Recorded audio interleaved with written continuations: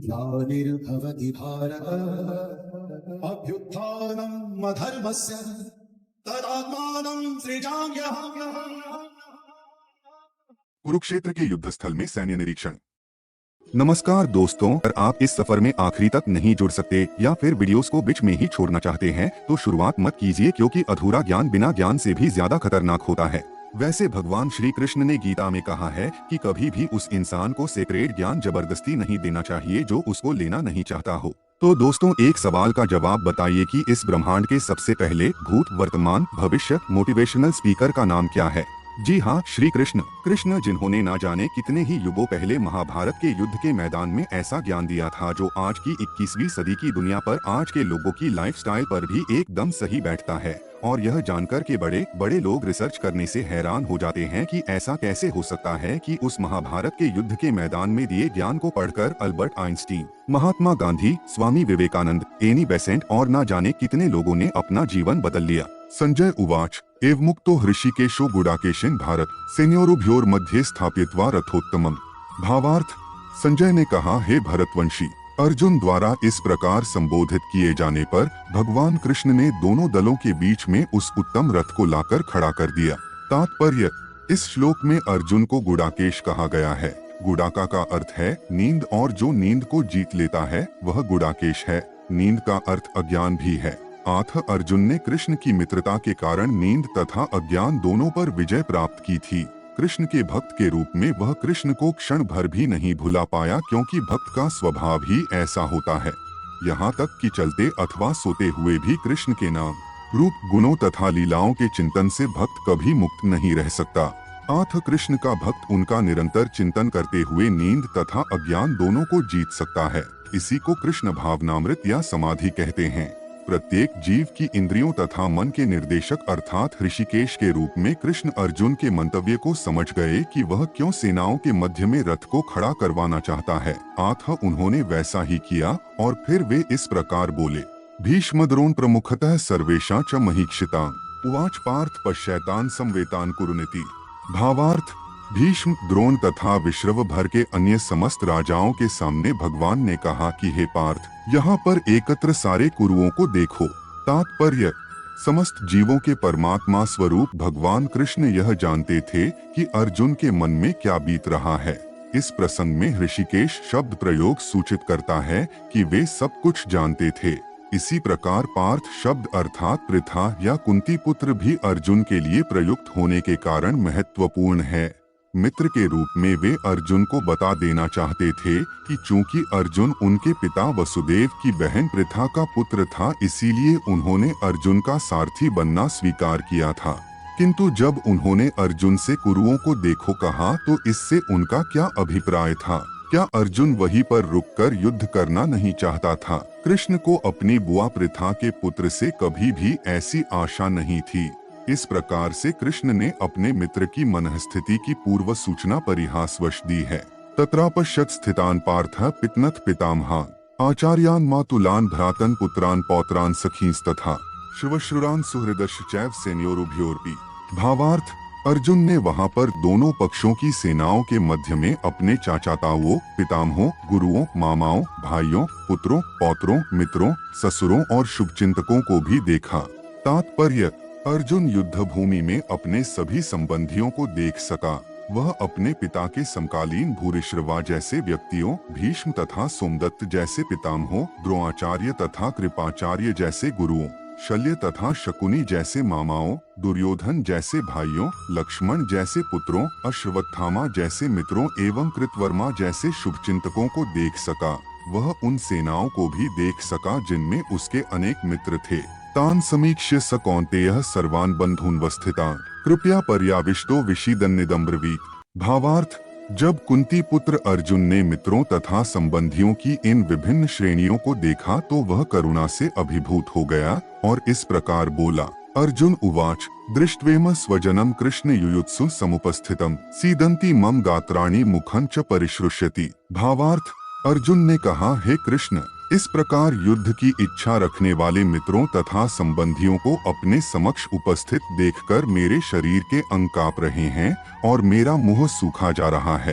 तात्पर्य, यथार्थ भक्ति से युक्त मनुष्य में वे सारे सद्गुण रहते हैं जो सत्पुरुषों या देवताओं में पाए जाते हैं, जबकि अभक्त अपनी शिक्षा या संस्कृति के द्वारा भौतिक योग्यताओं में चाहे कितना ही उन्नत क्यों न हो इस ईश्वरीय गुणों से विहीन होता है। आठ स्वजनों, मित्रों तथा संबंधियों को युद्ध भूमि में देखते ही अर्जुन उन सबों के लिए करुणा से अभिभूत हो गया जिन्होंने परस्पर युद्ध करने का निश्चय किया था।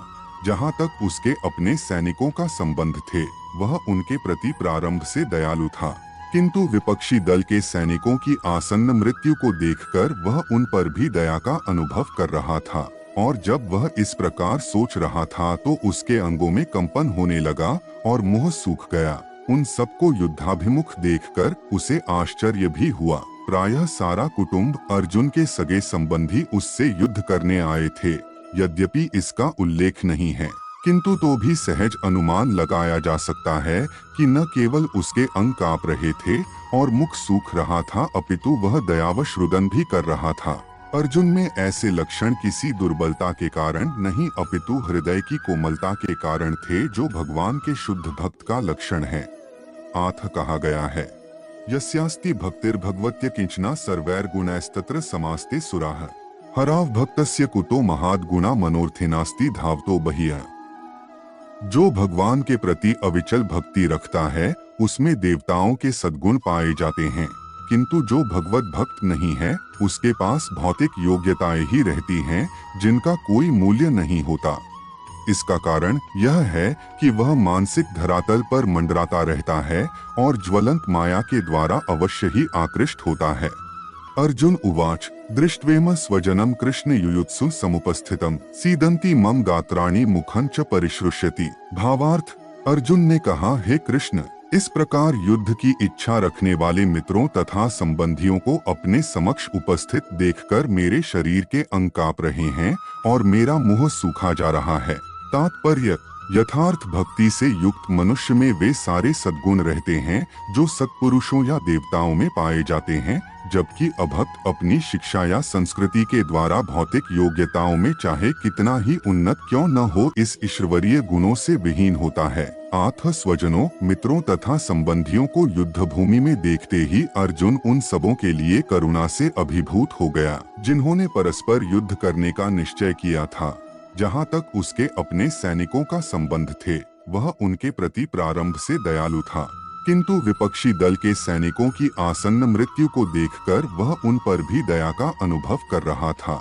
और जब वह इस प्रकार सोच रहा था तो उसके अंगों में कंपन होने लगा और मुंह सूख गया। उन सबको युद्धाभिमुख देखकर उसे आश्चर्य भी हुआ। प्रायः सारा कुटुंब अर्जुन के सगे संबंधी उससे युद्ध करने आए थे। यद्यपि इसका उल्लेख नहीं है, किंतु तो भी सहज अनुमान लगाया जा सकता है कि न केवल उसके अंग कांप रहे थे और मुख सूख रहा था, अपितु वह दयावश रुदन भी कर रहा था। अर्जुन में ऐसे लक्षण किसी दुर्बलता के कारण नहीं, अपितु हृदय की कोमलता के कारण थे, जो भगवान के शुद्ध भक्त का लक्षण है। आठ कहा गया है, यस्यास्ति भक्तिर्भगवत्य किंचना सर्वैर्गुणैस्तत्र समास्ते सुराः हराव भक्तस्य कुतो महाद गुणा मनोर्थिनास्ति धावतो बहिः। जो भगवान के प्रति अविचल भक्ति रखता है उसमें देवताओं के सद्गुण पाए जाते हैं, किंतु जो भगवत भक्त नहीं है उसके पास भौतिक योग्यताएं ही रहती हैं जिनका कोई मूल्य नहीं होता। इसका कारण यह है कि वह मानसिक धरातल पर मंडराता रहता है और ज्वलंत माया के द्वारा अवश्य ही आकृष्ट होता है। वेप्थुश्च शरीरे में रोमहर्षश्च जायते गांडीवं स्रंस्ते हस्तात् त्वक्चैव परिदह्यते। भावार्थ, मेरा सारा शरीर कांप रहा है, मेरे रोंगटे खड़े हो रहे हैं, मेरा गांडीव धनुष मेरे हाथ से सरक रहा है और मेरी त्वचा जल रही है।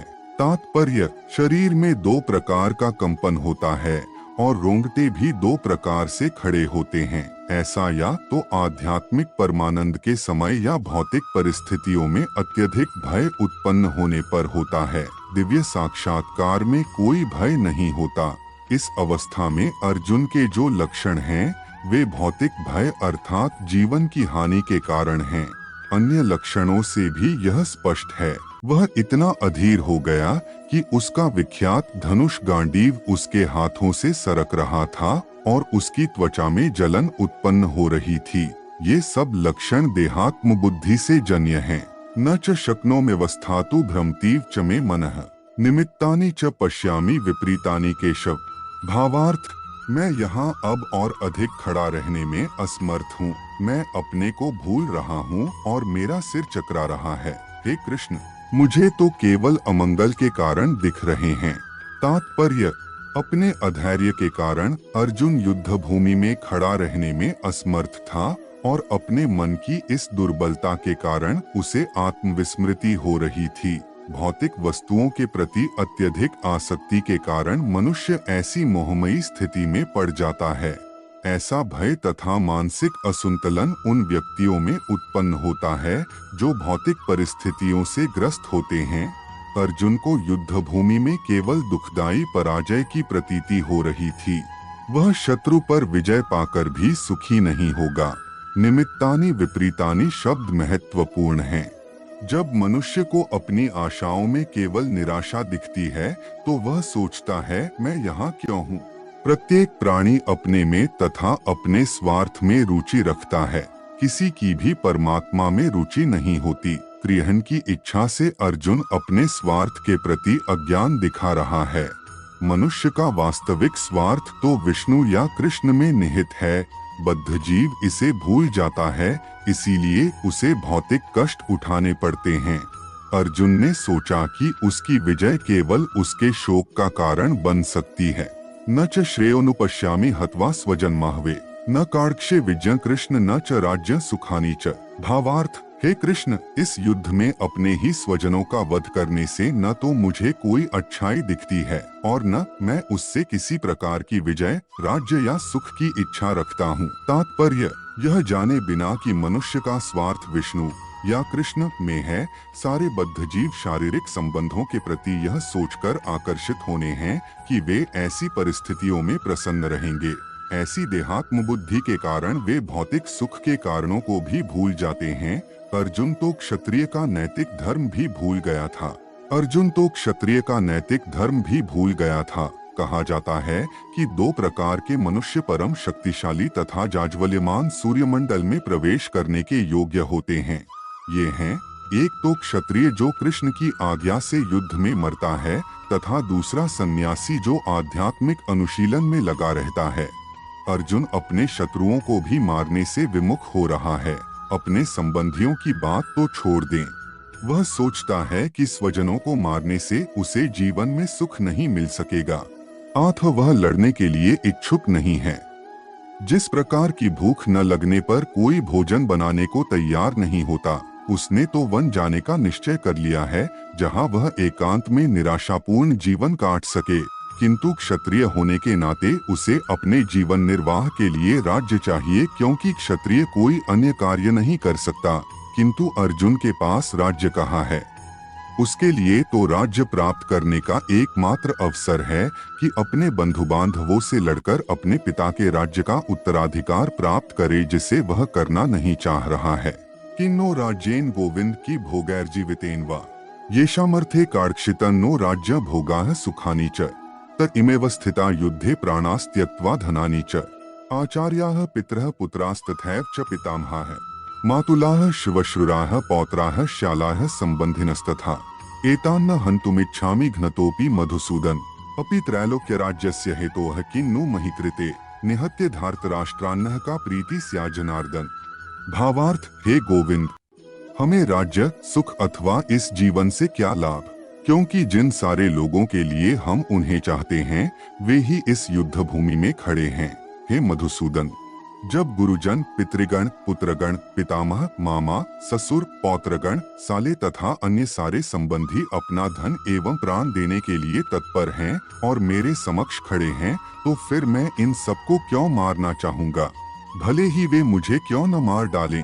हे जीवों के पालक, मैं इन सबों से लड़ने को तैयार नहीं, भले ही बदले में मुझे तीनों लोग क्यों न मिलते हों। इस पृथ्वी की तो बात ही छोड़ दें, भला धृतराष्ट्र के पुत्रों को मारकर हमें कौन सी प्रसन्नता मिलेगी। तात्पर्य, अर्जुन ने भगवान कृष्ण को गोविंद कहकर संबोधित किया, क्योंकि वे गौओं तथा इंद्रियों की समस्त प्रसन्नता के विषय हैं। इस विशिष्ट शब्द का प्रयोग करके अर्जुन संकेत करता है कि कृष्ण यह समझें कि अर्जुन की इंद्रियां कैसे तृप्त होंगी, किंतु गोविंद हमारी इंद्रियों को तुष्ट करने के लिए नहीं है। हाँ, यदि हम गोविंद की इंद्रियों को तुष्ट करने का प्रयास करते हैं तो हमारी इंद्रियां स्वतः तुष्ट होती हैं। भौतिक दृष्टि से प्रत्येक व्यक्ति अपनी इंद्रियों को तुष्ट करना चाहता है और चाहता है कि ईश्वर उसके आज्ञापालक की तरह काम करें, किंतु ईश्वर उनकी तृप्ति वही तक करते हैं जितनी के वे पात्र होते हैं, उस हद तक नहीं जितना वे चाहते हैं। किंतु जब कोई इसके विपरीत मार्ग ग्रहण करता है, अर्थात जब वह अपनी इंद्रियों की तृप्ति की चिंता न करके गोविंद की इंद्रियों की तुष्टि करने का प्रयास करता है, तो गोविंद की कृपा से जीव की सारी इच्छाएं पूर्ण हो जाती हैं। यहाँ पर जाति तथा कुटुंबियों के प्रति अर्जुन का प्रगाढ़ स्नेह आंशिक रूप से इन सबके प्रति उसकी स्वाभाविक करुणा के कारण है, अतः वह युद्ध करने के लिए तैयार नहीं है। हर व्यक्ति अपने वैभव का प्रदर्शन अपने मित्रों तथा परिजनों के समक्ष करना चाहता है, किंतु अर्जुन को भय है कि उसके सारे मित्र तथा परिजन युद्ध भूमि में मारे जाएंगे और वह विजय के पश्चात उनके साथ अपने वैभव का उपयोग नहीं कर सकेगा। भौतिक जीवन का यह सामान्य लेखा जोखा है, किंतु आध्यात्मिक जीवन इससे सर्वथा भिन्न होता है। चूंकि भक्त भगवान की इच्छाओं की पूर्ति करना चाहता है, अतः भगवद इच्छा होने पर वह भगवान की सेवा के लिए सारे ऐश्वर्य स्वीकार कर सकता है, किंतु यदि भगवद इच्छा न हो तो वह एक पैसा भी ग्रहण नहीं करता। अर्जुन अपने संबंधियों को मारना नहीं चाह रहा था, और यदि उनको मारने की आवश्यकता हो तो अर्जुन की इच्छा थी कि कृष्ण स्वयं उनका वध करें। इस समय उसे पता नहीं है कि कृष्ण उन सबों को युद्ध भूमि में आने के पूर्व ही मार चुके हैं और अब उसे निमित्त मात्र बनना है। इसका उद्घाटन अगले अध्यायों में होगा। भगवान का असली भक्त होने के कारण अर्जुन अपने अत्याचारी बंधु बांधवों से प्रतिशोध नहीं लेना चाहता था, किंतु यह तो भगवान की योजना थी कि सबका वध हो। भगवत भक्त दुष्टों से प्रतिशोध नहीं लेना चाहते, किंतु भगवान दुष्टों द्वारा भक्त के उत्पीड़न को सहन नहीं कर पाते। भगवान किसी व्यक्ति को अपनी इच्छा से क्षमा कर सकते हैं, किंतु यदि कोई उनके भक्तों को हानि पहुंचाता है तो वे क्षमा नहीं करते। इसीलिए भगवान इन दुराचारियों का वध करने के लिए उद्यत थे, यद्यपि उन्हें क्षमा करना चाहता था। पाप में वा श्रेयदस्मान हत्वैतानात्तायेन तस्मान्नार्हा वयं हन्तु धार्तराष्ट्रान् सबान्धवान् स्वजनम ही कथा हत्वा सुखिनः स्याम माधव। भावार्थ, यदि हम ऐसे आत्ताइयों का वध करते हैं तो हम पर पाप चढ़ेगा, अतः यह उचित नहीं होगा कि हम धृतराष्ट्र के पुत्रों तथा उनके मित्रों का वध करें। हे लक्ष्मीपति कृष्ण, इससे हमें क्या लाभ होगा और अपने ही कुटुंबियों को मारकर हम किस प्रकार सुखी हो सकते हैं। तात्पर्य, वैदिक आदेशानुसार आत्ताई 6 प्रकार के होते हैं। 1 विष देने वाला, 2 घर में अग्नि लगाने वाला, 3 घातक हथियार से आक्रमण करने वाला, 4 धन लूटने वाला, 5 दूसरे की भूमि हड़पने वाला तथा 6 पराई स्त्री का अपहरण करने वाला। ऐसे आत्ताइयों का तुरंत वध कर देना चाहिए, क्योंकि इनके वध से कोई पाप नहीं लगता। आत्ताइयों का इस तरह वध करना किसी सामान्य व्यक्ति को शोभा दे सकता है, किंतु अर्जुन कोई सामान्य व्यक्ति नहीं है। वह स्वभाव से साधु है, अतः वह उनके साथ साधुवत व्यवहार करना चाहता था, किंतु इस प्रकार का व्यवहार क्षत्रिय के लिए उपयुक्त नहीं है। यद्यपि राज्य के प्रशासन के लिए उत्तरदायी व्यक्ति को साधु प्रकृति का होना चाहिए, किंतु उसे कायर नहीं होना चाहिए। उदाहरणार्थ, भगवान राम इतने साधु थे कि आज भी लोग रामराज्य में रहना चाहते हैं, किंतु कभी कायरता प्रदर्शित नहीं की। रावण आत्ताई था, क्योंकि वह राम की पत्नी सीता का अपहरण करके ले गया था, किंतु राम ने उसे ऐसा पाठ पढ़ाया जो विश्व इतिहास में बेजोड़ है। अर्जुन के प्रसंग में विशिष्ट प्रकार के आत्ताइयों से भेंट होती है। ये हैं उसके निजी पितामह, आचार्य, मित्र, पुत्र, पौत्र इत्यादि। इसीलिए अर्जुन ने विचार किया कि उनके प्रति वह सामान्य आत्ताइयों जैसा कटु व्यवहार न करे। इसके अतिरिक्त साधु पुरुषों को तो क्षमा करने की सलाह दी जाती है। साधु पुरुषों के लिए ऐसे आदेश किसी राजनीतिक आपातकाल से अधिक महत्व रखते हैं। इसीलिए अर्जुन ने विचार किया कि राजनीतिक कारणों से स्वजनों को मारकर वह अपने जीवन तथा शाश्वत मुक्ति को संकट में क्यों डाले। अर्जुन द्वारा कृष्ण को माधव अथवा लक्ष्मीपति के रूप में संबोधित करना भी सार्थक है। वह लक्ष्मीपति कृष्ण को यह बताना चाह रहा था कि वे उसे ऐसा काम करने के लिए प्रेरित न करें जिससे अनिष्ट हो, किंतु कृष्ण कभी भी किसी का अनिष्ट नहीं चाहते, भक्तों का तो कदापि नहीं। यद्यप्येते न पश्यति लोभोपहच्चेतसः कुलक्षयकृतं दोषं मित्रद्रोहे च पातं कथं न ज्ञेयं स्माभिः पापादस्मान् निवर्तितुम् कुलक्षयकृतं दोषं प्रपश्यद्भिर्जनार्दन।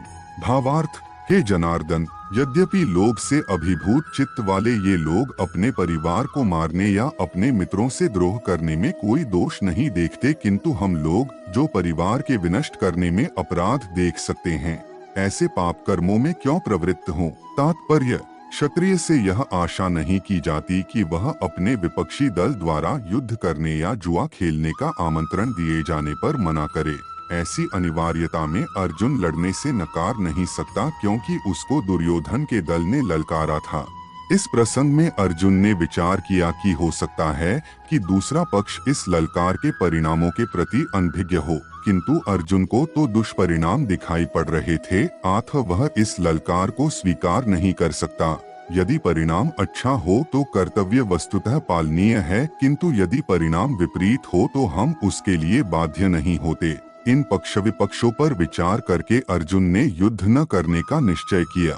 कुल क्षये प्रणश्यन्ति कुल धर्माः सनातनाः धर्मे नष्टे कुलं कृत्स्नं धर्मोऽभिभवत्युत। भावार्थ, कुल का नाश होने पर सनातन कुल परंपरा नष्ट हो जाती है और इस तरह शेष कुल भी अधर्म में प्रवृत्त हो जाता है। तात्पर्य, वर्णाश्रम व्यवस्था में धार्मिक परंपराओं के अनेक नियम हैं, जिनकी सहायता से परिवार के सदस्य ठीक से उन्नति करके आध्यात्मिक मूल्यों की उपलब्धि कर सकते हैं। परिवार में जन्म से लेकर मृत्यु तक के सारे संस्कारों के लिए वयोवृद्ध लोग उत्तरदायी होते हैं, किंतु इन वयोवृद्धों की मृत्यु के पश्चात संस्कार संबंधी पारिवारिक परंपराएं रुक जाती हैं और परिवार के जो तरुण सदस्य बचे रहते हैं वे अधर्ममय व्यसनों में प्रवृत्त होने से मुक्ति लाभ से वंचित रह सकते हैं। अतः किसी भी कारणवश परिवार वयोवृद्धों का वध नहीं होना चाहिए। अधर्माभिभवात् कृष्ण प्रदुष्यन्ति कुलस्त्रियः स्त्रीषु दुष्टासु वार्ष्णे जायते वर्णशर्करः। भावार्थ, हे कृष्ण, जब कुल में अधर्म प्रमुख हो जाता है तो कुल की स्त्रियां दूषित हो जाती हैं और स्त्रीत्व के पतन से हे वृष्णिवंशी अवांछित संतानें उत्पन्न होती हैं। तात्पर्य, जीवन में शांति, सुख तथा आध्यात्मिक उन्नति का मुख्य सिद्धांत मानव समाज में अच्छी संतान का होना है। वर्णाश्रम धर्म के नियम इस प्रकार बनाए गए थे कि राज्य तथा जाति की आध्यात्मिक उन्नति के लिए समाज में अच्छी संतान उत्पन्न हो। ऐसी संतान समाज में स्त्री के सतीत्व और निष्ठा पर निर्भर करती है। जिस प्रकार बालक सरलता से कुमार्गामी बन जाते हैं, उसी प्रकार स्त्रियां भी पत्नोन्मुखी होती हैं। अतः बालकों तथा स्त्रियों दोनों को ही समाज के वयोवृद्धों का संरक्षण आवश्यक है। स्त्रियां विभिन्न धार्मिक प्रथाओं में संलग्न रहने पर व्यभिचारिणी नहीं होंगी। चाणक्य पंडित के अनुसार सामान्यतया स्त्रियां अधिक बुद्धिमान नहीं होती, अतः वे विश्वसनीय नहीं हैं। इसलिए उन्हें विविध कुल परंपराओं में व्यस्त रहना चाहिए और इस तरह उनके सतीत्व तथा अनुरक्ति से ऐसी संतान जन्मेगी जो वर्णाश्रम धर्म में भाग लेने के योग्य होगी। ऐसे वर्णाश्रम धर्म के विनाश से यह स्वाभाविक है कि स्त्रियां स्वतंत्रता पूर्वक पुरुषों से मिल सकेंगी और व्यभिचार को प्रश्रय मिलेगा, जिससे अवांछित संतानें उत्पन्न होंगी। निठल्ले लोग भी समाज में व्यभिचार को प्रेरित करते हैं और इस तरह अवांछित बच्चों की बाढ़ आ जाती है, जिससे मानव जाति पर युद्ध और महामारी का संकट छा जाता है। सड़करो नरकायैव कुलघ्नाना कुलस्य च पतंती पितरो येषां लुप्त पिंडोदक क्रिया है। भावार्थ, अवांछित संतानों की वृद्धि से निश्चय ही परिवार के लिए तथा पारिवारिक परंपरा को विनष्ट करने वालों के लिए नारकीय जीवन उत्पन्न होता है। ऐसे पतित कुलों के पुरखे पितर लोग गिर जाते हैं, क्योंकि उन्हें जल तथा पिंड दान देने की क्रियाएं समाप्त हो जाती हैं। तात्पर्य, सकाम कर्म के विधि विधानों के अनुसार कुल के पितरों को समय समय पर जल तथा पिंडदान दिया जाना चाहिए। यह दान विष्णु पूजा द्वारा किया जाता है, क्योंकि विष्णु को अर्पित भोजन के उच्छिष्ट भाग प्रसाद के खाने से सारे पाप कर्मों से उद्धार हो जाता है। कभी कभी पितरगण विविध प्रकार के पाप कर्मों से ग्रस्त हो सकते हैं और कभी कभी उनमें से कुछ को स्थूल शरीर प्राप्त न हो सकने के कारण उन्हें प्रेतों के रूप में सूक्ष्म शरीर धारण करने के लिए बाध्य होना पड़ता है। अतः जब वंशजों द्वारा पितरों को बचा प्रसाद अर्पित किया जाता है तो उनका प्रेत्योनि या अन्य प्रकार के दुखमय जीवन से उद्धार होता है। पितरों को इस प्रकार की सहायता पहुंचाना कुल परंपरा है और जो लोग भक्ति का जीवन यापन नहीं करते उन्हें ये अनुष्ठान करने होते हैं। केवल भक्ति करने से मनुष्य सैकड़ों क्या हजारों पितरों को ऐसे संकटों से उबार सकता है। देवर्षि भूताप्त नृणा पितना न किंकरो नायमृणी चराजन सर्वात्मना यह शरण शरण्य गतो मुकुंदम परिहृत्य कर्तम। जो पुरुष अन्य समस्त कर्तव्यों को त्याग कर मुक्ति के दाता मुकुंद के चरण कमलों की शरण ग्रहण करता है और इस पथ पर गंभीरता पूर्वक चलता है, वह देवताओं, मुनियों, सामान्य जीवों, स्वजनों, मनुष्यों या पितरों के प्रति अपने कर्तव्य या ऋण से मुक्त हो जाता है। श्री भगवान की सेवा करने से ऐसे दायित्व अपने आप पूरे हो जाते हैं। दोषरित कुलघ्नाना वर्णसर करकार के उत्साद्यन्ते जाति धर्माः कुल धर्माश्च शाश्वता है।